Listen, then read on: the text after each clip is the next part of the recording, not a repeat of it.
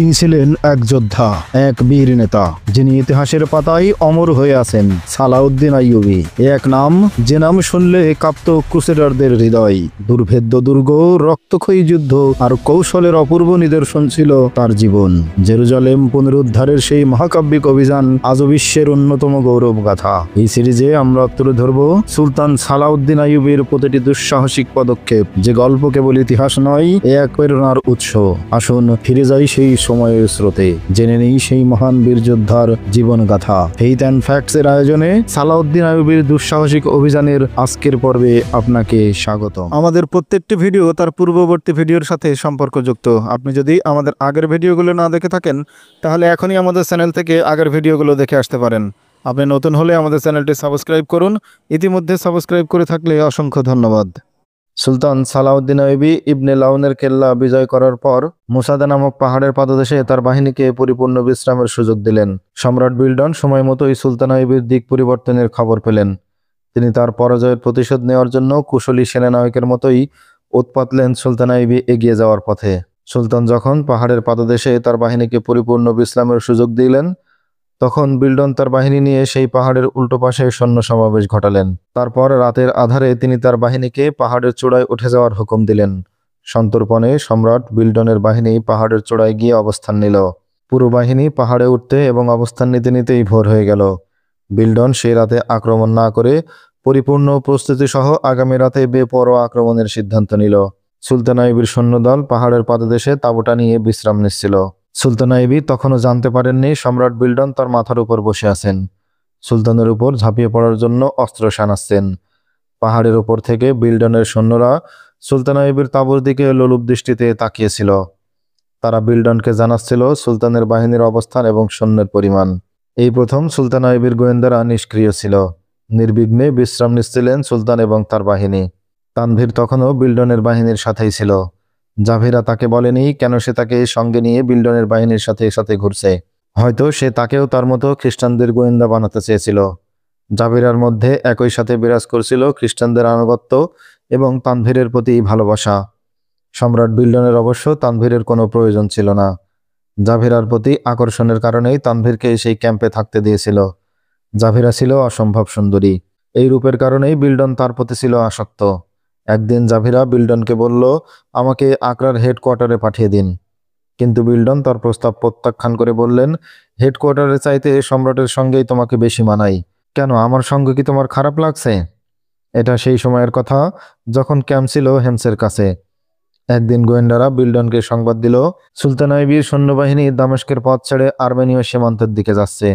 এই খবর ছিল বিল্ডনের জন্য অভাবনীয়। সম্রাট বিল্ডন ধারণাও করতে পারেননি সুলতান আইয়ুবী ইবনে লাউনের মতো ক্ষুদ্র শক্তির উপর আক্রমণ করার জন্য ছুটে আসছেন। তিনি এই এলাকা খুব ভালো মতোই চিনতেন। তিনি জলদি তার বাহিনী হেমস থেকে মোসাদা পাহাড়ের দিকে সরিয়ে আনলেন। তার প্ল্যান ছিল সুলতানের বাহিনী এই পাহাড়ের পাশ দিয়ে যাবে, তখন তিনি অতর্কিত আক্রমণ করে সুলতানেরকে শেষ করে দেবেন। প্ল্যান অনুযায়ী তিনি তার বাহিনী নিয়ে পাহাড়ের পাদদেশে পৌঁছে গেলেন। সেখানেই তিনি ওৎ পেতে সুলতানের জন্য অপেক্ষা করার সিদ্ধান্ত নিলেন। কিন্তু তাকে বেশি সময় অপেক্ষা করতে হয়নি। ওখানে পৌঁছার পরদিনই তিনি গোয়েন্দা মারফত খবর পেলেন সুলতান আইয়ুবী ইবনে লাউনের উপর আঘাত হেনেছে। তারপর দিন খবর পেলেন বিজয় শেষে তিনি মুসাদা পাহাড়ের পাদদেশে তাঁবু গেড়েছেন। এই সেই মুসাদা পাহাড়, যার অন্য পাশে অপেক্ষা করছিল সম্রাট বিল্ডন। তিনি এই খবরে খুবই উল্লসিত হলেন। ভাবলেন, একেই বলে মহাপ্রভুর কৃপা। এই দুরাচারকে ধ্বংস করার জন্য মহাপ্রভু তাকে একেবারে হাতের নাগালে এনে দিলেন। তিনি সিদ্ধান্ত নিলেন তাড়াহুড়া নয়, খুবই ঠান্ডা মাথায় পরিকল্পনা করে এগোতে হবে এবার। সুলতান আইয়ুবী এবং তার বাহিনী রণক্লান্ত। তারা এখন বিশ্রাম নেবে। তিনি মনে মনে এই বিশ্রামকে চিরজীবনের বিশ্রামে পরিণত করার জন্য পায়তারা কষতে লাগলেন। পাহাড়ের পাদদেশে অপেক্ষামান তার বাহিনীকে বললেন পাহাড়ের চূড়ায় গিয়ে অবস্থান নিতে। তিনি যেদিন হেমসের নিকট থেকে ক্যাম্প তুলে সমর অভিযান চালাতে হুকুম দিলেন, সেদিন জাভিরা সম্রাটকে বলল, আমি তো আপনার কাছে আশ্রয় নিতে এসেছিলাম। আপনার সাথে অভিযানে যাওয়ার কোনো ইচ্ছে আমার নেই, আমাকে ছুটি দিন। তুমি একা কোথায় যাবে? তার চেয়ে আমার সঙ্গেই থাকো, অভিজ্ঞতা বাড়বে। আমি একা যাব কেন? তানভীর যাবে আমার সাথে। এখন তো আপনি যুদ্ধের ময়দানে যাচ্ছেন। ওখানে আমার বা তানভীরের কোনো কাজ নেই। শুধু শুধু আমাদের টেনে আপনার কি লাভ? জাভিরা, আমার লাভ আমি বুঝি। লাভ লোকসানের হিসাব আমাকে বোঝাতে এসো না। তুমি ভালো করেই জানো আমার কাছে মেয়ে মানুষের কোনো কমতি নেই। বিল্ডন বললেন, কিন্তু তুমি এমন এক মেয়ে যে আমার মন জয় করেছ। তুমি যখন আমার কাছে থাকো তখন আমি আমার আত্মার শান্তি পাই। তুমি আরো কিছুদিন আমার সাথেই থাকো। জাভিরা সম্রাট বাদশাদের মেজাজ মর্জি ভালো মতোই বুঝতো। বিল্ডনের নিয়ত বুঝতেও তার কষ্ট হয়নি। সে তাকে স্পষ্ট ভাষায় বলে দিল, আত্মার শান্তির কথা যদি বলেন তবে সে শান্তি আমি ওই মুসলিম লোকটির কাছ থেকে পেয়েছি, যার পরিবার এবং বংশকে আমি ধ্বংস করেছি। তার পুরো গ্রাম ধ্বংস করে আপনজনদের হত্যা করে এখন তাকে আমি সঙ্গে নিয়ে ঘুরে বেড়াচ্ছি। আমি এখনো তাকে বলতে পারিনি আমি তোমাকে নির্বংশ করেছি, তোমার গ্রাম এবং বাড়িকে ধ্বংসস্তূপে পরিণত করেছি। আমি যে পাপ করেছি সেই পাপের প্রায়শ্চিত্ত কিভাবে করব, এই চিন্তায় বিবেকের দংশনে মরে যাচ্ছি আমি। তাই তো তার সামান্য সেবা করতে পারলে আমি আমার আত্মার শান্তি পাই। তোমারও কি আত্মার বিবেক আছে? বিল্ডন বিদ্রুপের স্বরে বললেন। তোমাদের আবার মন কি? এতকাল মুসলমান আমিরের সঙ্গ দিয়ে যে পাপ করেছো সেই পাপের প্রায়শ্চিত্তের কথা চিন্তা করো। সম্রাটের এই কথায় আহত হলো জাভিরা। বললেন, আপনার কাছে আমি একটি সুন্দর এবং আকর্ষণীয় দেহ ছাড়া আর কিছুই নই। কিন্তু যখন আমি তানভীরের কাছে থাকি তখন মনে হয় আমি একজন মানুষ। আমারও মন আছে, আত্মা আছে, বিবেক আছে। আমার আত্মাও অন্যদের মতো একটু শান্তি চাই, একটু ভালোবাসার জন্য কাঙালের মতো তাকিয়ে থাকে আকাশের দিকে। সেই শান্তি এবং ভালোবাসা আমি পাই তানভীরের কাছে গেলে। বিল্ডন একজন সম্রাট, সম্রাটের মতোই তার আচরণ। জাভেরার কথা শুনে তিনি ক্ষিপ্ত স্বরে বললেন, ভুলে যেও না জাভেরা, তুমি একজন সম্রাটের সাথে কথা বলছো। আমার হুকুম স্পষ্ট, তুমি আমার সাথেই থাকবে। ক্ষিপ্ত বিল্ডন এতেই শান্ত হলেন না। তিনি প্রহরীকে ডেকে বললেন, ওই মুসলমান লোকটার পায়ে শিকল বেঁধে তাকে বন্দি করে রাখো। যখন বিল্ডন মুসাদা পাহাড়ের উপরে ক্যাম্প করে আইবির উপর হামলার চূড়ান্ত প্রস্তুতি নিচ্ছিল তখনও তানভীর শিকড় পরা এক কয়েদি। জাভেরার পায়ে শিকল না থাকলেও কয়েদির চাইতে ভালো ছিল না তার অবস্থাও। রক্ষীরা তাকে পাহারা দিচ্ছিল। সেনাবাহিনী পাহাড়ের ঢাল বেয়ে উপরে উঠছে। সম্রাট বিল্ডন নিজে দাঁড়িয়ে থেকে তদারক করছেন সৈন্যদের কাজ। একসময় ক্লান্ত হয়ে তাঁবুতে ফিরে মনে পড়ল জাভেরার কথা। তিনি জাভেরার ছটফটানি দেখতে চাইলেন। মানুষের উপর অত্যাচার করার বিকৃত মানসিকতা নিয়ে তিনি প্রহরীদেরকে বললেন, তানভীর নামের বন্দি মুসলমানটাকে নিয়ে এসো। ও কি নামেই মুসলমান নাকি ইমানও আছে একটু পরখ করে দেখি। আর জাভেরাকে পাঠিয়ে দাও আমার তাঁবুতে। প্রহরী জাভেরাকে সম্রাটের হুকুম জানিয়ে দিয়ে তানভীরকে হাজির করলো সম্রাটের সামনে। জাভেরা আগেই বিল্ডনের তাঁবুতে হাজির হয়েছিল। তানভীরকে পৌঁছে দিয়ে বেরিয়ে গেল প্রহরী। সম্রাট বিল্ডন উঠে চাবুক হাতে নিয়ে দাঁড়ালেন তানভীরের পাশে। তারপর সপাং করে চাবুকের একটি আঘাত হানলেন তানভীরের পিঠে। যন্ত্রণায় বিকৃত হয়ে গেল তার চেহারা। তার চাইতে অধিক বিকৃত চেহারা হলো জাভেরার। প্রথমে ধীর লয়ে এবং পরে আস্তে লয়ে দ্রুত করলেন বিল্ডন। চাবুকের ক্রমাগত কষাঘাতে ক্ষতবিক্ষত হয়ে গেল তানভীরের দেহ। তানভীরের বেদনার্ত চিৎকারের ধ্বনিতে বিষাক্ত হয়ে উঠল তাঁবুর বাতাস। যন্ত্রণাবিদ্ধ হরিণীর মতো বিলাপ শুরু করলো জাভেরা। বিল্ডন চাবুক থামিয়ে জাভেরাকে বলল, তুমি আমার হাত থেকে নিস্তার পাবে না। আমি তোমার ঝগড়া করার মজা বোঝাচ্ছি। সামান্য এক নষ্টা গোয়েন্দা, সে কিনা আমার সাথে ঝগড়া করে। তানভীর একেবারে বোবা এবং বধির হয়ে গিয়েছিল। সে কিছুই বুঝতে পারছিল না কি কারণে হঠাৎ করে তার উপর এই নির্যাতন হচ্ছে। জাভেরার চিৎকার এবং আহাজারিতে সে বুঝতে পারছিল জাভেরাও তারই মতো মজলুম, তারই মতো অসহায়। কিন্তু কেন হঠাৎ করে এই অসহায়ত্ব তাকে চেপে ধরল কিছুতেই তা অনুমান করতে পারল না। তানভীর তখনও সহ্য করে যাচ্ছিল এই অত্যাচার, কিন্তু জাভেরার সহ্যের বাঁধ ভেঙে গেল। সে বিল্ডনের কাছে ছুটে গিয়ে তার পা জড়িয়ে ধরে বলল, তুমি যেমন চাইবে, যতক্ষণ চাইবে তোমার কাছেই থাকবো, দয়া করে তানভীরকে ছেড়ে দাও। বিল্ডন থামলেন। প্রহরীকে ডেকে বললেন, একে নিয়ে যাও। এর বাঁধন খুলে দিয়ে চিকিৎসককে বলো এর ক্ষতে মলম পট্টি দিতে। এর চিকিৎসায় যেন কোনো রকম ত্রুটি না হয়। প্রহরী তানভীরকে নিয়ে বাইরে চলে গেল। বিল্ডনের রাগ থামাতে তার হাতে মদের পেয়ালা তুলে দিল জাভেরা। পেয়ালায় চুমুক দিয়ে তৃপ্তির ঢেকুর তুললেন সম্রাট বিল্ডন। একসময় মদের নেশায় মাতাল বিল্ডন জড়িত কণ্ঠে জাভেরাকে বললেন, যদি আমি সালাউদ্দিন আইবিকে তানভীরের মতো শিকল পরিয়ে তোমার সামনে হাজির করি তবে কি তুমি খুশি হবে? বলো, তখনও কি তুমি আমাকে বুড়ো বলে তিরস্কার বা ঘৃণা করবে? তখন আমি গর্ব করে বলবো আমি সম্রাট বিল্ডনের সামান্য এক দাসী। জাভেরা বলল, আরো বলবো, তলোয়ার নিয়ে বাহাদুরি করার দরকার নেই সম্রাট। এবার তলোয়ার আমার পদতলে রেখে দিয়ে আমার কাছে এসে বিশ্রাম নিন। আমাকে আপনার সামান্য সেবা করার সুযোগ দিন। দুদিন পর আমি তোমাকে তাই করে দেখাবো। বিল্ডন বললেন, তুমি কি দেখছো না সালাউদ্দিন আইবি আমার পদতলে ক্যাম্প করে বসে আছে? বিল্ডন বললেন, কালই আমি রাতের আধারে তার উপর ঝাঁপিয়ে পড়ব। এমন আক্রমণ করব যার মোকাবেলা করার সাধ্য তার হবে না। আইয়ুবীকে এত হালকাভাবে নেবেন না। আইয়ুবীকে আমি হালকাভাবে নিচ্ছি না, কিন্তু রলক্রান্ত আইয়ুবী এখন বিশ্রাম নিচ্ছেন। তিনি জানেন না তার মাথার উপর আমরা বসে আছি। আক্রমণ করার পর তিনি যখন জানতে পারবেন ততক্ষণে তিনি আমার বন্দী হয়ে যাবেন। তানভীরের জখমে মলমপট্টি বাঁধা হয়ে গেছিল। ডাক্তার বিদায় নিয়েছে অনেক আগেই। সে এখন আর বন্দী নয়, ফলে কোনো প্রহরীও তাকে পাহারা দিচ্ছিল না। সে বিছানায় উঠে বসলো এবং তাঁবুর দরজার ফাঁক করে বাইরের দিকে তাকালো। সে থাকলো কি চলে গেল এ নিয়ে বিল্ডন বা তার বাহিনীর কারো কোনো মাথা ব্যথা ছিল না। বরং সে শাহী মেহমান হিসেবে সবার কাছে সম্মান এবং শ্রদ্ধার পাত্র ছিল। কিন্তু পালিয়ে যাওয়ার কেন চিন্তা তখনও তার মাথায় আসেনি। বিল্ডন আবার সৈন্যদের কাজ তদারক করার জন্য বেরিয়ে গেলেন। জাভিরা এই সুযোগকে তানভীরকে দেখতে তার তাঁবুতে গেল। তানভীর তাকে অধীর হয়ে স্বাগত জানালো, কিন্তু জাভিরার আচরণে কোনো উচ্ছ্বাস বা আবেগ নেই। জাভিরা ধীর পায়ে তার কাছে গিয়ে বসল। তানভীর ব্যাকুল কণ্ঠে বলল, কি হয়েছে জাভিরা? জাভিরা তেমনি উচ্ছ্বাসহীন কণ্ঠে বলল, আমার কথা মনোযোগ দিয়ে শোনো। বেশি কথা বলার সময় নেই। যা বলছি সব মনের মধ্যে গেঁথে নাও। জাভিরা বলল, আমি তোমাকে তোমার ভালোবাসার প্রতিদান দিতে এসেছি। আমি তোমাকে যা বলবো বিনা প্রশ্নে তাই তোমাকে মেনে নিতে হবে। দয়া করে আমার আর একটি কথাও জিজ্ঞেস করবে না। তানভীর হতভম্ব হয়ে তার মুখের দিকে তাকিয়ে রইল। জাভিরা কথা বন্ধ করে কিছুক্ষণ মাথা নিচু করে বসে রইল। এরপর মুখ তুলে বলল, আমি জীবনে বহু পাপ করেছি। তোমাদের এলাকা হেমস ধ্বংস হয়ে গেছে। সেখানে তুমি আর কোনোদিন যাবে না। সেখানে শুধু ধ্বংসস্তূপ পড়ে আছে। সেই ধ্বংসস্তূপের মধ্যে তোমার আপনজনদের হাড়গোড় ছাড়া আর কিছুই খুঁজে পাবে না। সে তানভীরকে তার এলাকা ধ্বংসের সমস্ত বিবরণ শোনালো। তাকে খুলে বলল বিল্ডনের বাহিনীর বর্বরতা এবং নৃশংসতার কাহিনী। তারপর বলল, এই নৃশংসতার প্রতিশোধ নিতে হবে। আজ রাতেই এই পাহাড়ি এলাকা থেকে বেরিয়ে যাবে তুমি। এমনভাবে যাবে যেন তোমাকে কেউ দেখতে না পায়। পাহাড়ের উল্টো পাশে নেমে যাবে তুমি। ওখানে দেখতে পাবে সুলতান সালাউদ্দিন আইয়ুবীর বাহিনীর তাঁবু। ওরা ওখানে বিশ্রাম নিচ্ছে। সেখানে গিয়ে তুমি সোজা সুলতানের সাথে দেখা করতে চাইবে। তাকে বলবে খ্রিস্টান বাহিনী আপনার মাথার উপর বসে আছে। আজ মধ্যরাতের পরপরই তারা আপনার বাহিনীর উপর আক্রমণ চালাবে।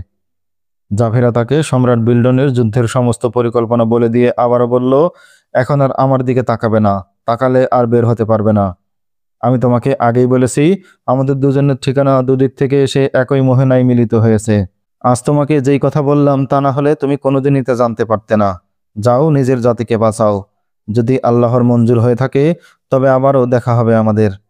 আর যদি এই দেখাই আমাদের শেষ দেখা হয়, তবে আমি সেখানে বসে তোমার জন্য অপেক্ষা করব, যেখানে এই পৃথিবীর নোংরা মানুষগুলোর হাত কোনোদিন পৌঁছাতে পারবে না। যদি জাভিরা তাকে হেমসের ধ্বংসযজ্ঞের কথা এবং নির্মম গণহত্যার কাহিনী না শোনাতো, তবে তানভীর এত জলদি সেখান থেকে বের হতো না।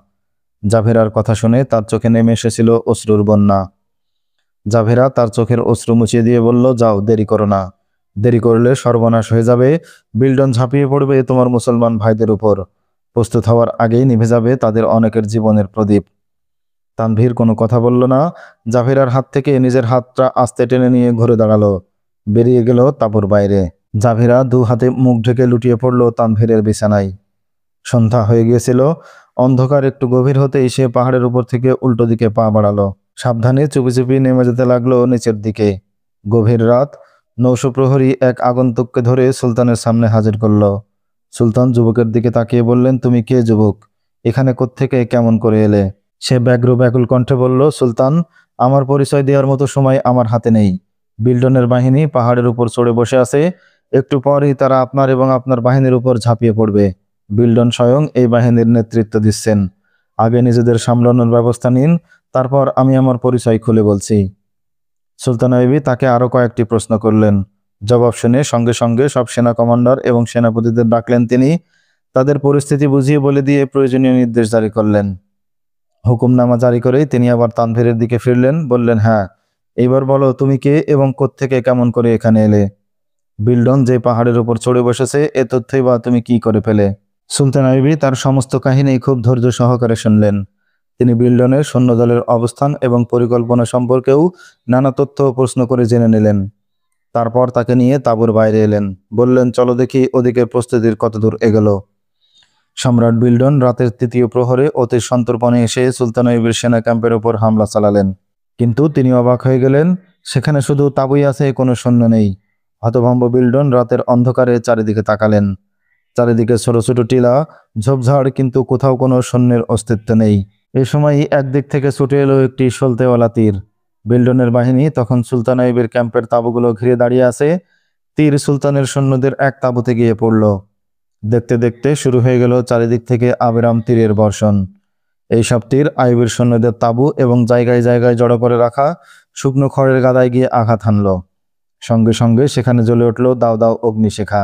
এসব তীরের সলতে পেট্রোল জাতীয় তেলে ভিজানো ছিল, ফলে মুহূর্তেই আইয়ুবের পুরো ক্যাম্প একটি অগ্নিকুণ্ডে পরিণত হয়ে গেল। বিল্ডনের বাহিনী সেই আগুনের ঘেরাওয়ের মধ্যে পড়ে গেল। বিল্ডন এই অবস্থা দেখে তৎক্ষণাৎ আত্মরক্ষার জন্য ছুটে পালালেন। তার সৈন্যরাও পরিমরি ছুটছিল। আক্রমণ দূরে থাক, আত্মরক্ষার কোনো পথও তারা খুঁজে পাচ্ছিল না। ভোর হতেই আইয়ুবের সৈন্যরা ছুটল পাহাড়ের চূড়ায় এবং নানা টিলা এবং গহ্বরে। বিল্ডনের লুকানো সৈন্যদের ধরে ধরে এক জায়গায় জড়ো করতে বলা হলো তাদের। সম্রাট বিল্ডনকে কোথাও খুঁজে পাওয়া গেল না। যখন বিল্ডন বুঝতে পারলেন তিনি সুলতান আইয়ুবকে অজ্ঞাতে আক্রমণ করতে পারেননি, বরং সুলতান আইয়ুবের পাতা ফাঁদে পা দিয়েছেন, তখন তার অন্তরাত্মা কেঁপে উঠল। তিনি কোনো মতে পাহাড় বেয়ে উপরে উঠে গেলেন এবং নিজের রক্ষী বাহিনী নিয়ে ঘোড়া ছুটিয়ে দিলেন অজানার উদ্দেশ্যে। পাহাড়ে ওঠার পথে দুটি তীর তার দুই দেহকক্ষীকে ঘুম পাড়িয়ে দিল। অন্ধকারের জন্য সুলতানের সৈন্যরা বুঝতে পারেননি সম্রাট বিল্ডন তার রক্ষী বাহিনী নিয়ে পালিয়ে যাচ্ছে, তাই তারা তাকে মরিয়া হয়ে ধরার প্রয়োজন বোধ করেননি, নইলে ইতিহাস অন্যভাবে লিখতে হতো। 1179 সালের অক্টোবর মাস, হিজরি 575 এই যুদ্ধ সংঘটিত হয়। যুদ্ধে সম্রাট বিল্ডন অল্পের জন্য বেঁচে গেলেও তার বাহিনী তছনছ হয়ে যায়। বহু সংখ্যক সৈন্য মারা পড়ে, কিছু পালিয়ে যেতে সক্ষম হয়, বাকিরা সুলতান আইয়ুবের ঝটিকা বাহিনীর হাতে পরাজিত এবং ধৃত হয়। এভাবেই সুলতান আইয়ুবী তার রমলার রণক্ষেত্রের পরাজয়ের জবাব দিলেন। এই যুদ্ধ সুলতান আইয়ুবীর সৈন্যবাহিনীর মনে নতুন উদ্যম এবং আত্মবিশ্বাস ফিরিয়ে আনলো। তানভীর যোগ দিলেন সুলতান আইয়ুবের বাহিনীতে, কিন্তু জাভিরা কোথায়, তার কোনো হদিশ পেল না তানভীর। শুধু তার আত্মত্যাগের ইতিহাস এবং স্মৃতি বুকে নিয়ে ময়দানে ময়দানে ছুটে চলল হেমসের বীর। সুলতান আইয়ুবের হাতে মার খাওয়াটা বিল্ডনের জন্য ছিল অপ্রত্যাশিত। এমনিতেই তকিউদ্দিনের হাতে তার অর্ধেক বাহিনী নিঃশেষ হয়ে গিয়েছিল। সেই ক্ষতি পুষিয়ে ওঠার আগেই সুলতানের হাতে আবার মার খেয়ে যথেষ্ট কাবু হয়ে গেল বিল্ডন। কিন্তু তিনি তো আর একাই খ্রিস্টান সম্রাট নন। অন্যান্য রাষ্ট্রে যারা খ্রিস্টান সম্রাট আছেন তারাও প্রত্যেকেই ইসলামের ব্যাপারে সমান মারমুখী। মুসলমানদের সাথে কোনো একক খ্রিস্টান সম্রাট বা রাষ্ট্রের সংঘাত নয়, বরং সংঘাত চলছিল খ্রিস্টবাদের সাথে ইসলামের, আর তাতে জড়িয়ে পড়েছিল সকল খ্রিস্ট সম্রাট এবং ইসলামী শক্তি। এই সম্মিলিত বাহিনীর সাথে ইসলামের সংঘাতের নামই ছিল ক্রুসেড। এই ক্রুসেড বাহিনী ছড়িয়েছিল বিস্তৃত আরব বিশ্ব-সহ পৃথিবীর বিভিন্ন প্রান্তে। যদিও তাদের প্রত্যেকেই অন্যকে টেক্কা দিয়ে ক্ষমতা এবং শক্তির দিক থেকে শীর্ষে পৌঁছার জন্য আপ্রাণ চেষ্টা করত, কিন্তু ইসলামের সামনে সবাই এককাট্টা হয়ে যেত। এই সুবিধাটুকুই নিতে চেয়েছিলেন সম্রাট বিল্ডন। তার সৈন্য, অস্ত্রবল এবং অর্থ সবই ছিল প্রচুর। আইয়ুবীকে পরাজিত করতে পারলে তিনিই হতেন খ্রিস্টান জগতের হিরো। এই আশা নিয়েই তিনি ইসলামী শক্তির মুখোমুখি হয়েছিলেন, কিন্তু দুর্ভাগ্য তার, উন্নত অস্ত্র আর ঘোড়া তাকে বিজয় দিতে পারেনি। পরাজয়ের কলঙ্ক নিয়ে ময়দান ছেড়ে পালিয়ে জীবন বাঁচাতে হলো তাকে। এরপর কিছুকাল তার কেটে গেল ছড়িয়ে ছিটিয়ে থাকা সৈন্যদের ঐক্যবদ্ধ করতে, কিন্তু সৈন্যদের ঐক্যবদ্ধ করেও নতুন করে আইয়ুবের বিরুদ্ধে অভিযান চালানোর সাহস তার হলো না। কারণ সুলতান আইয়ুবী ইবনে লাউনকে পরাজিত করে এমনিতেই সে মানসিকভাবে বিপর্যস্ত হয়ে পড়েছিল। ইবনে লাউন আর্মেনিয়ার লোক হলেও খ্রিস্টানদের সে ছিল বন্ধু।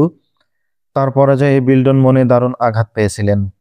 তাছাড়া যখন জানতে পারল ইবনে লাউনের কেল্লায় আক্রমণের সময় সুলতান আইয়ুবীর সৈন্যদের সাথে ছিল আল মালেকুস সালেহের সৈন্য, তখন তা তাকে আরও ভাবিয়ে তুলল। যদিও বিল্ডন এবং তার অন্যান্য খ্রিস্টান সম্রাটরা জানত সুলতান আইয়ুবী আল মালেকুস সালেহকে পরাজিত করে শর্ত সাপেক্ষে তার রাজ্য ফিরিয়ে দিতে চেয়েছেন, কিন্তু তারা ভালো মতোই জানত আল মালেকুস সালেহ চুক্তি মানার লোক নন। নিহায়েত বিপদে পড়েই তিনি চুক্তি করতে বাধ্য হয়েছেন। আল মালেকুস সালেহ মূলত তাদেরই লোক, কিন্তু আইয়ুবের বাহিনীর সাথে সৈন্য প্রেরণ প্রমাণ করে সে এখন আর খ্রিস্টানদের বন্ধু নেই। হয়তো তার মধ্যে সত্যি আইয়ুবের প্রভাব পড়েছে। বিল্ডন ভেবেছিল আল মালেকুস সালেহ প্রকাশ্যে সুলতান আইয়ুবের ভক্ত এবং তাবেদার সাজলেও ভেতরে ভেতরে খ্রিস্টানদের বন্ধুই রয়ে গেছে। কিন্তু আইয়ুবের বাহিনীকে আল মালেকুস সালেহ সৈন্য দিয়ে সাহায্য করেছে জানতে পেরে বিল্ডন ভীত হয়ে এই অঞ্চল ছেড়ে সোজা জেরুজালেমের পথ ধরলেন। আকরাতে ক্রুসেড বাহিনীর বিশাল ঘাঁটি থাকলেও জেরুজালেমই ছিল ক্রুসেড বাহিনীর হেডকোয়ার্টার। তিনি আপাতত যুদ্ধ বন্ধ রেখে সেই হেডকোয়ার্টারে গিয়ে উঠতে চাইলেন। 1180 খ্রিস্টাব্দে মুসেলের আমির সাইফুদ্দিন গাজী মৃত্যুবরণ করেন। তার স্থলে মুসেলের আমির পদে অধিষ্ঠিত হন ইয়াজউদ্দিন মাসুদ। ঠিক একই সময়ে সুলতান আইয়ুবের ভাই শামসুদ্দৌলা তুরান শাহ মিশরের আলেকজান্দ্রিয়াতে ইন্তেকাল করেন। এই খবর পেয়ে সুলতান আইয়ুবী অভিযান মুলতবি রেখে মিশরে ফিরে যাওয়া জরুরি মনে করলেন। তিনি তার বাহিনী তার ভাই তকিউদ্দিনের কমান্ডে রেখে মিশর রওনা হয়ে গেলেন। ফলে সুলতানের সমস্ত পরিকল্পনা আবার ওলটপালট হয়ে গেল। জেরুজালেম থেকে সম্রাট বিল্ডন কোনো সাহায্য না পাওয়ায় এবং সুলতান আইয়ুবীর মিশরে ফিরে গেছেন জানতে পেরে তিনিও নিজের রাজ্যে ফিরে গেলেন। এরপর তিনি ব্যস্ত হয়ে পড়লেন সেনা ঘাটতি পূরণে। তিনি নতুন ভর্তি সৈন্যদের জন্য উপযুক্ত ট্রেনিং এবং প্রশিক্ষণের ব্যবস্থা করলেন। সৈন্যদেরকে যুদ্ধের উপযোগী করে গড়ে তোলার সাথে সাথে তারা যেন সুলতান আইয়ুবের সৈন্যদের মোকাবেলা করতে পারে, সেই জন্য তিনি তার সৈন্যদেরকে সুলতান আইয়ুবের রণকৌশল শিক্ষা দিতে লাগলেন। একদিকে চলছিল যুদ্ধের প্রস্তুতি, অন্যদিকে কূটনৈতিক তৎপরতা। কূটনৈতিক তৎপরতা বলতে আল মালেকুস সালেহের সাথে সম্পর্ক বৃদ্ধি এবং তাকে হাতের মুঠোয় রাখার সমস্ত ব্যবস্থা। এর মধ্যে খ্রিস্টানরা আল মালেকুস সালেহের কাছে একজন দূত প্রেরণ করল, যার হাতে ছিল চিঠি, সাথে ছিল কিছু উপহার সামগ্রী এবং একজন সুন্দরী মেয়ে। আল মালেকুস সালেহ তখন পূর্ণ যৌবনের অধিকারী। আল মালেকুস সালেহের কাছে যে বাক্সগুলো পাঠানো হয়েছিল সেগুলো হীরা জহরত এবং সোনার টুকরায় ভরা ছিল, আরও ছিল সাথে কিছু ঘোড়া। আর সবথেকে বেশি যে উপহারের প্রতি আল মালেকুস সালেহের দৃষ্টি পড়েছিল সেটি ছিল একটি অনিন্দ্য সুন্দরী মেয়ে। চিঠিতে সম্রাট বিল্ডন আল মালেকুস সালেহকে আইয়ুবের সাথে প্রতারণা করে আবার খ্রিস্টানদের সামরিক জোটে অংশগ্রহণ করার আহ্বান জানালো এবং তার সাথে তাকে উপঢৌকন সামগ্রী এবং যে অর্থ সম্পদ দিয়েছিল, পাশাপাশি যে সুন্দরী মেয়ে দান করেছিল, সে যদি খ্রিস্টানদের সাথে আবার আগের মতো চুক্তিবদ্ধ হয় এবং সুলতান সালাউদ্দিন আইয়ুবের বিরুদ্ধে তৎপরতা চালাতে চায়, তাহলে তাকে আরও উপহার সামগ্রী দেওয়ার আশ্বাস দান করে। সেই মেয়েটি মূলত আল মালেকুস সালেহকে নিষ্ক্রিয় করে দিয়েছিল। সে তার মহলের ভিতর আবদ্ধ করে তাকে মদ এবং সুরার আসরে ডুবিয়ে দিয়ে তার মনের মধ্যে যে ইসলামী চেতনা এবং জজবা সৃষ্টি হচ্ছিল সেগুলোকে সম্পূর্ণরূপে ধ্বংস করে দেয়। পরবর্তীতে আল মালেকুস সালেহ মদের নেশায় চুর হয়ে শেষ পর্যন্ত অসুস্থ হয়ে পড়ে। ঠিক এই মুহূর্তে সুলতান আইয়ুবের এক গোয়েন্দা তার মহলে প্রবেশ করে তার এই অপতৎপরতা এবং খ্রিস্টানদের সাথে তার যোগসাজশের কথা জানতে পারে। এই খবর শোনার পর সুলতান আইয়ুবের গোয়েন্দাকে ধরার জন্য সেই লোক লাগায়। ইতিমধ্যে সুলতান আইয়ুবের গোয়েন্দা বিশেষ তৎপরতায় সেই ইহুদি কন্যাটিকে সেখান থেকে অপহরণ করে এবং হত্যা করে ফেলে। আল মালেকুস সালেহ জানতেও পারে না ইহুদি মেয়েটি হঠাৎ করে কোথায় হয়ে গেল। ইহুদি মেয়েটিকে হারিয়ে আল মালেকুস সালেহ পাগল প্রায় হয়ে যায় এবং সে অসুস্থ হয়ে যায়। ইহুদি মেয়েটির পাল্লায় পড়ে আল মালেকুস সালেহ সারাদিন মদের নেশায় ডুবে থাকতো। মেয়েটি পালিয়ে যাওয়ার পর যখন তার মদের নেশা কেটে গেল, তখন সে বুঝতে পারলো এতদিন সে কি অপরাধ করেছে। সালাউদ্দিন আইয়ুবের কথা মনে হলো। এইসব কথা মনে হতেই সে তখন চিন্তা করতে লাগলো এখন সালাউদ্দিন আইয়ুবের কাছে তিনি কি জবাব দিবেন। এইসব ভাবনা তাকে পুরোপুরি পেয়ে বসলে তিনি ভয় এবং হতাশায় মুষড়ে পড়লেন। একটু পর তিনি সেখান থেকে উঠে আস্তে করে নিজের শয়ন কামরার দিকে হাঁটা দিলেন। বিছানায় শুয়েও তিনি ঘুমাতে পারলেন না। ভয় আর দুশ্চিন্তা তাকে একেবারেই কাবু করে ফেলল। অনেকদিন থেকেই তিনি রাত দিন 24 ঘন্টা মদের নেশায় মাতাল অবস্থায় কাটাচ্ছিলেন। ছলনাময়ী এক নারীর পাল্লায় পড়ে এভাবে নিজের উপর অত্যাচার করার দুশ্চিন্তা এবং উদ্বেগ ছাড়াও তার মনে জন্ম নিল নিজের প্রতি ক্রোধ এবং ঘৃণা। সেদিন সন্ধ্যাতেই আল মালেকুস সালেহের পেটে ভীষণ ব্যথা শুরু হলো। ডাক্তার তাকে ওষুধ এবং ব্যবস্থাপত্র দিলেন, কিন্তু তার বেদনা বেড়েই চলল। রাত যত বাড়তে লাগলো তার কষ্টও ততই বেড়েই চলল। প্রথমে তলপেটে, তারপরে সেই ব্যথা ছড়িয়ে পড়ল নাভি এবং বুক পর্যন্ত। পরের দিন 9 রজব তার রোগের অবস্থা চিকিৎসকদের নিয়ন্ত্রণের বাইরে চলে গেল। ডাক্তার সবসময় তার কাছে বসে থেকেও কিছুই করতে পারছে না। তিনি বারবার অজ্ঞান হয়ে যেতে লাগলেন। রোগ বেড়েই চলল। সেই দিনটি এবং পরবর্তী রাতও তার এই অবস্থায় কেটে গেল। পরের দিন তার অবস্থা আরও খারাপ হলো। ঠিক এরকম অবস্থায় শামসুন্নেসা তার ভাইয়ের বিছানার পাশে দাঁড়িয়ে কাঁদছিল আর দুরূদ পড়ছিল। আল মালেকুস সালেহ তখন ছোট বোনকে বলল, তুই যত শীঘ্র পারিস মায়ের কাছে যা এবং মাকে আমার কাছে নিয়ে আয়। আমি মায়ের কাছে ক্ষমা চেয়ে মরতে চাই। মাকে বলিস তোমার একমাত্র ছেলে মৃত্যুশয্যায়, সে তোমাকে শেষবারের মতো দেখতে চাই। শামসুন্নেসা তখনই রওনা হয়ে গেছিল তার মাকে নিয়ে আসার জন্য। ইতিহাসবিদ কাজী বাহাউদ্দিন সাদ্দাত তার বইতে লিখেছেন, 13 রজব শামসুন্নেসা রওনা হয়ে যাওয়ার পর আসসালেহের অবস্থা এতই খারাপ হয়ে যায় যে মহলের দরজা সবার জন্য বন্ধ করে দেওয়া হয়। দুপুরের পর সামান্য সময়ের জন্য আসসালেহের জ্ঞান ফিরে এলো। তিনি ইশারায় সেনাপতি এবং উজিরকে কাছে ডাকলেন। ক্ষীণকণ্ঠে তিনি বললেন, আমি মারা গেলে সুলতান আইয়ুবই হবেন হলবের মূল শাসক। তিনি পরবর্তী শাসক নির্বাচনের আগ পর্যন্ত মুসিলের বর্তমান শাসক ইয়াজউদ্দিন মাসুদ হলবের শাসক হিসেবে দায়িত্ব পালন করবেন। সাইফুদ্দিনের মৃত্যুর পর ইয়াজউদ্দিন মাসুদ মুসিলের শাসককর্তা নিযুক্ত হয়েছিলেন। তিনি তখন মুসিলেই ছিলেন। এই ঘোষণার মধ্যে দিয়ে তাকে হলবেরও শাসনকর্তা নিয়োগ করা হলো। এটুকু করেই শান্ত হলেন না আসসালেহ। ইশারায় রক্ষী বাহিনীর প্রধানকে বললেন, সকল আমির এবং সভাসদদের ডেকে আনেন। ইবনে খতিব কাল বিলম্ব না করে সমস্ত আমির এবং সভাসদদের জরুরি ভিত্তিতে আসসালেহের কাছে হাজির হওয়ার জন্য খবর পাঠালেন। সবাই হাজির হলে আল মালেকুস সালেহ বললেন, আমি চাই আপনারা সবাই ইয়াজউদ্দিন মাসুদের পক্ষে শপথ বাক্য পাঠ করুন। আমি আপনাদের মধ্যে ঐক্য এবং সংহতি দেখে মরতে চাই। আসসালেহের শেষ ইচ্ছার প্রতি সম্মান জানিয়ে দরবারের সকল আমির এবং সভাসদগণ ইয়াজউদ্দিন মাসুদের প্রতি আনুগত্য প্রকাশ করে শপথ বাক্য পাঠ করলেন।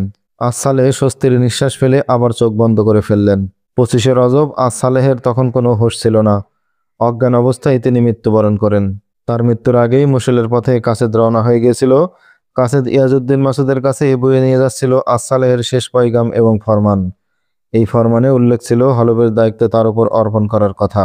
আরও উল্লেখ ছিল হলবের সকল উজির আমির এবং সভাসদগণ যে তার অনুগত্যের শপথ নিয়েছে এই খবর। তার মৃত্যুর সঙ্গে সঙ্গে আরও একজন কাসেদকে মসুলের উদ্দেশ্যে পাঠিয়ে দেওয়া হলো।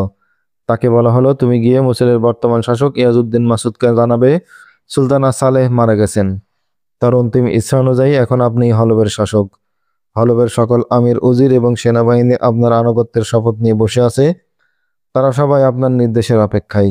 ঠিক সেই সময়ই শামসুন্নেসা দামেশকে তার মায়ের পদতলে বসে বলছিল, মা, তোমার একমাত্র সন্তান মৃত্যুশয্যায়, মরার আগে সে তোমাকে একবার দেখতে চাই।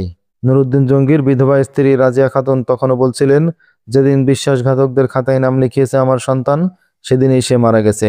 আমার কোনো ছেলে আর বেঁচে নেই যাকে দেখার জন্য আমাকে হলব যেতে হবে। তুমি ফিরে যাও, আমি কিছুতেই হলবে যাব না। মা আপনার দুধের ঋণ এবং পাপের ক্ষমা চেয়ে সেই কান্নাকাটি করছে। আপনি মাফ না করলে আল্লাহ তাকে ক্ষমা করবে না। তাকে বলিস আমি তার দুধের ঋণ ক্ষমা করে দিয়েছি, কিন্তু তার পাপের ক্ষমা আল্লাহ করবেন কিনা জানি না। মেয়ে বলল, আপনি দোয়া করুন মা, আল্লাহ যেন তাকে ক্ষমা করে দেন। না, কোনো অপরাধের জন্য আমি আল্লাহর দরবারে সুপারিশ করতে পারবো না। গদির লোভে সে জাতির স্বার্থ জলাঞ্জলি দিতে পারে, যার কারণে শত শত মুজাহিদকে পান করতে হয়েছে শাহাদাতের পেয়ালা। তার জন্য ফরিয়াদ জানাবো আমি? অসম্ভব, এই হতে পারে না। কাল হাসরের মাঠে আমি সেই সব মা বোন এবং স্ত্রীদের সামনে লজ্জিত হতে চাই না যাদের ছেলে, ভাই এবং স্বামীর মৃত্যুর কারণ ছিল আমার সন্তান। সে সময় সালেহ শেষ নিঃশ্বাস ত্যাগ করে। শামসুন্নেসা যখন হরবে ফিরে এলো, তখন তার একমাত্র ভাই সালেহের লাশ নিয়ে লোকজন কেল্লা থেকে বাইরে বের হচ্ছিল। ফটকের বাইরে অনেক লোক, তারা সবাই এসে সামিল হয়েছিল নুরুদ্দিন জঙ্গির একমাত্র সন্তান মালিকুস সালেহের জানাজায় অংশগ্রহণের জন্য। ইয়াজউদ্দিন মাসুদের কাছে গিয়ে পৌঁছলো সালেহের দূত। ইয়াজউদ্দিন মাসুদ তার উজির এবং পরিষদদেরকে জানালো এই খবর। বৈঠক থেকে তারা তখন ওঠেনি। এই সময় পৌঁছলো দ্বিতীয় দূত। সালেহের মৃত্যুর সংবাদ শুনে উপদেষ্টাবৃন্দ বলল, আপনি এক্ষুনি রওনা হয়ে যান। হলবের জনসাধারণকে আশ্বস্ত করুন তারা যেন নিজেদেরকে অভিভাবকহীন মনে না করে। ইয়াজউদ্দিন মাসুদ সালেহের শেষ ইচ্ছা পূরণের জন্য তৎক্ষণাৎ হলবের উদ্দেশ্যে যাত্রা করলেন। তিনি যত দ্রুত সম্ভব হলব পৌঁছে যেতে চাচ্ছিলেন। এই জন্য তিনি সড়ক পথ পরিহার করে দূরত্ব কমানোর জন্য বিকল্প ছোট পথ ধরলেন। এই পথ চলাচলের জন্য আরামদায়ক না হলেও রাস্তা অনেক কম। আরও একটি কারণে এই পথে যাওয়া তিনি জরুরি মনে করলেন। সুলতান আইয়ুবের ভাই সুলতান তকিউদ্দিন এখন যেখানে সেনা ক্যাম্প করে আছেন, সেই ক্যাম্প এই পথেই পড়বে।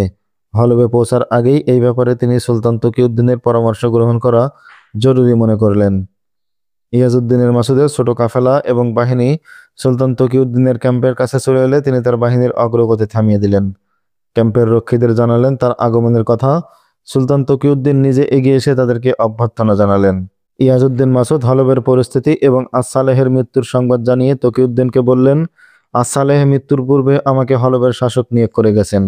তার সকল আমির এবং উজির এই নিয়োগ মেনে নিয়েছে। আমি এই দায়িত্ব গ্রহণের পূর্বে আপনার পরামর্শ নিতে এসেছি। সুলতান তকিউদ্দিন বললেন, ভবিষ্যতের গৃহযুদ্ধ বন্ধ করতে হলে হলবকে দামেস্কের অধীন রাখতে তোমার ভূমিকা রয়েছে। এক গাদ্দার মরে গিয়ে যে সম্ভাবনার দুয়ার খুলে দিয়েছে, তাকে কাজে লাগাতে চেষ্টা করো। হলবে যেন আর কোনো গাদ্দার মাথা তুলতে না পারে সেদিকে তোমার খেয়াল রাখতে হবে। দামেস্কের সাথে সম্পর্ক বৃদ্ধিতে সক্রিয় হতে হবে তোমাকে। ইয়াজউদ্দিন মাসুদ তার এই নতুন এবং কঠিন দায়িত্বের বোঝার কথা ভেবে গভীর চিন্তায় পড়ে গেলেন। কিছুক্ষণ পর মাথা তুলে তিনি বললেন, আপনি যে কঠিন দায়িত্বের কথা বলছেন এ নিয়ে আমি আগেও ভেবেছি।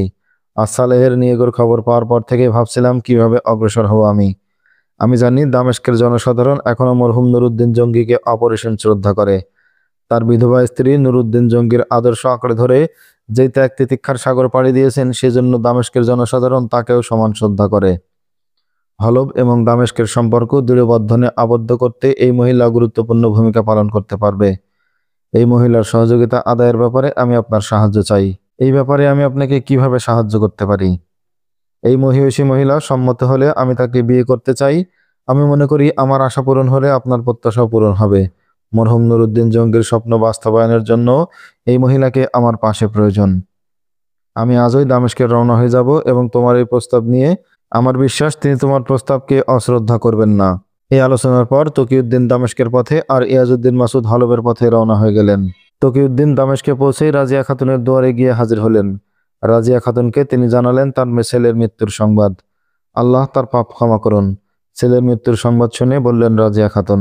তকিউদ্দিন বললেন, আজ সালে মরার আগেই হলবের শাসনকর্তা হিসেবে মুসলের আমির ইয়াজউদ্দিন মাসুদকে নিয়োগ করে গেছেন। ইয়াজউদ্দিন মাসুদও এই দায়িত্ব পালনে সম্মত হয়েছেন।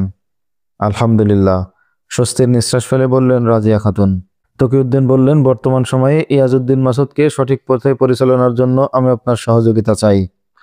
আমার সহযোগিতা? কি বলছেন আপনি? আমি তাকে কিভাবে সহযোগিতা করতে পারি? তিনি আপনাকে বিয়ে করার প্রস্তাব পাঠিয়েছেন। এই প্রস্তাবের কথা শুনে রাজিয়া খাতুন যেন আকাশ থেকে পড়লেন। মরহুম নুরউদ্দিন জঙ্গির স্থলে আর কাউকে বসানোর কথা তিনি কল্পনাও করেননি। তিনি প্রবল আপত্তি তুলে বললেন, না না, তা কি করে হয়? মরহুম জঙ্গির জায়গায় অন্য কাউকে বসানো আমার পক্ষে সম্ভব না। না, এ কিছুতেই হতে পারে না। দয়া করে আপনি আপনার প্রস্তাব ফিরিয়ে নিন। আমাকে অযথা বিব্রতকর অবস্থায় ফেলবেন না। এই বিয়ে ইয়াজউদ্দিন মাসুদ এবং আপনার মধ্যে নয়। তকিউদ্দিন বললেন, এটা হবে দামেস্ক এবং হলবের সাথে ঐক্যবন্ধনের যোগসূত্র। এই বন্ধন গড়ে তোলা সম্ভব হলে ভবিষ্যতের জন্য গৃহযুদ্ধের দুয়ার বন্ধ হয়ে যাবে। খ্রিস্টানদের বিরুদ্ধে সম্মিলিত রণক্ষেত্র গড়ে তোলা সহজ হবে। বিশেষ করে আপনার মতো বলিষ্ঠ ইমানদার মহিলা তার পাশে থাকলে ভবিষ্যতে কখনো গাদ্দারির পথে পা বাড়াতে সে সাহস পাবে না। খ্রিস্টানরা ষড়যন্ত্রে উস্তাদ এবং হলফ সবসময় ষড়যন্ত্রকারীদের শক্ত ঘাঁটি হিসেবে ব্যবহৃত হয়েছে। আমরা চাই না ইয়াজউদ্দিনের মাসুদের মতো সম্ভাবনাময় যুবক দুশ্মনের খপ্পরে পড়ে শেষ হয়ে যাক। রাজিয়া খাতুনের চোখে তখনও টলমলে অশ্রু। তিনি আঁচল দিয়ে সেই অশ্রু মুছে নিয়ে বললেন, সেই মহান সত্তার হাতে আমার প্রাণ, তার কসম, ইসলামের খেদমতের জন্যই আমার জীবন। ইসলামের শ্রেষ্ঠত্ব কায়েমের জন্য আমি যে কোনো কোরবানি দিতে প্রস্তুত। যদি আমাকে দিয়ে ইসলামের কোনো উপকার হয় বলে মনে করেন তবে নির্দ্বিধায় আদেশ করবেন। আমি সে আদেশ মাথা পেতে নেব। রাজিয়া খাতুন বললেন, আমার নিজস্ব ইচ্ছা এবং পছন্দ বলে কিছুই নেই। ইসলামের স্বার্থে আমার ব্যাপারে যে কোনো সিদ্ধান্ত গ্রহণের ক্ষমতা আমি আপনাদের হাতে অর্পণ করেছি। সুলতানা বিবিকে আমি আমার ভাই এবং নেতা মনে করি। এই ব্যাপারে তিনি সিদ্ধান্ত নেবেন। তিনি আমাকে যে সিদ্ধান্ত দেবেন আমি তাই মেনে নেব। সুলতানা বিবিকে জানানো হলো ইয়াজউদ্দিন মাসুদের অভিপ্রায়। অবশেষে সুলতানের অনুমোদন নিয়ে 1182 খ্রিস্টাব্দের 11 ফেব্রুয়ারি ইয়াজউদ্দিন মাসুদ এবং রাজিয়া খাতুনের বিবাহ সম্পন্ন হলো। এই বিবাহ কি পারবে মুসলিম মিল্লাতের জন্য নতুন আরেকটি সম্ভাবনার দুয়ার খুলে দিতে, নাকি এটাও ছিল দুশমনের কোনো চক্রান্ত? জানতে হলে অপেক্ষা করুন আমাদের পরবর্তী ভিডিওর। সে পর্যন্ত সকলে ভালো থাকবেন। দেখা হবে নতুন ভিডিওতে। আল্লাহ হাফেজ। আসসালামু আলাইকুম ওয়া রাহমাতুল্লাহ।